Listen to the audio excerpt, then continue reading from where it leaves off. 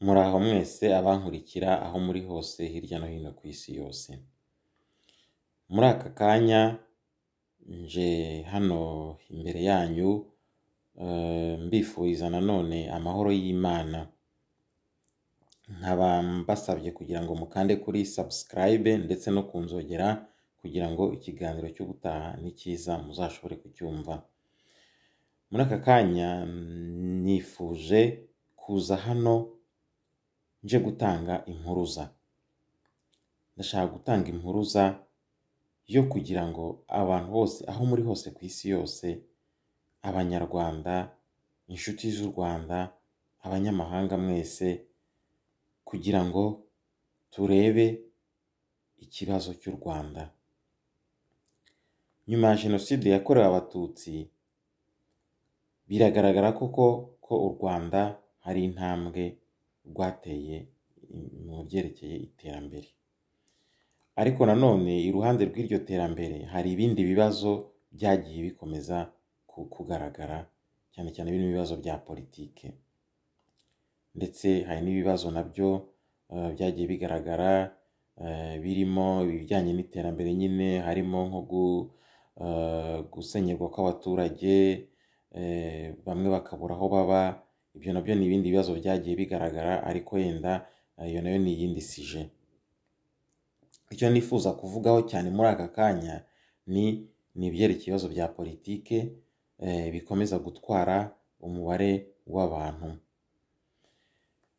Nkurikije ibyo nkomeza kumva, gukurikira ku mbuga nkoranyambaga, biragaragara yuko hari ubwicanyi bukozwe mu buryo bw'ubuhanga cyane, bukomeje kwibasira abantu batavuga rimwe n'ubutegetsi, abantu bagaragaje yuko bafite ibindi bitekerezo, nyamara yenda nabyo byiza, ariko bijyanye no kunenga ubutegetsi buriho mu buryo bwo kugira ngo ubutegetsi bube bwagira ikintu buhindura.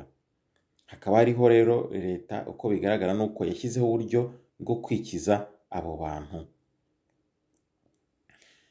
Niyo mpamvu kandi tugenda tubona n'ibikorwa byo kuburirwa irengero nabyo bikomeza kugaragara. Bavandimwe rero, abanyarwanda aho muri hose, inshuti z'u Rwanda, abanyamahanga mwese aho muri hose, ndagira ngo abanyumva muze gusobanurira abandi, abavuga izindi ndimi mubashyirire mu ndimi bavuga. Abashobora nabo kunyunganira mukaba mwanyegera, tukaba twareba ukuntu tugenda dushyiraho amagambo yo mu ndimi zitandukanye kuri iyi video, namwe mwabimfashamo. Ariko ntabwo ibintu bikomeza kuvugwa dushobora kubirebera gusa ngo twicecekere.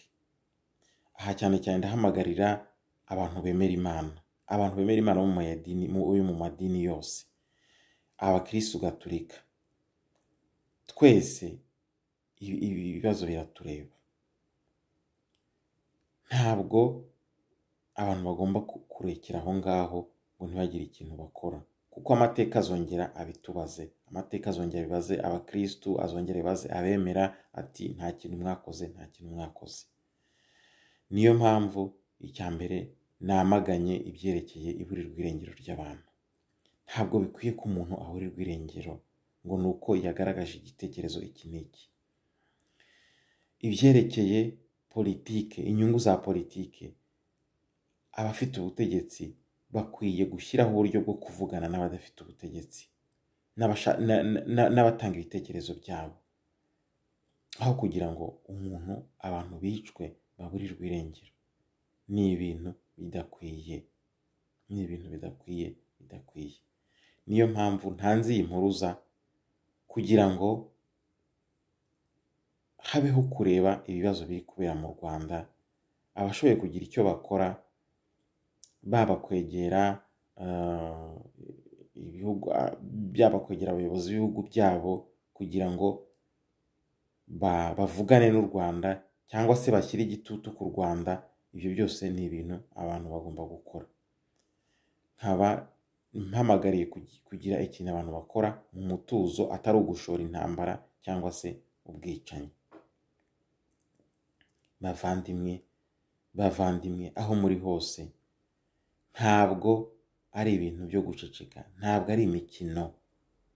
Abantu bagomba kugira ikintu bakora mu mutuzo, cyane cyane mu biganiro, kugira ngo bihinduke mu mahoro, ariko ntabwo abantu bagomba gukomeza kuburirwa irengero ngo abantu babiceceke.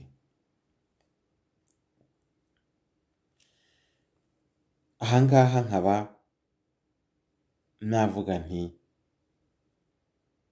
amateka twabonye natwigishe, noneho duhagurukire guhagarika ikibi icyo ari cyo cyose.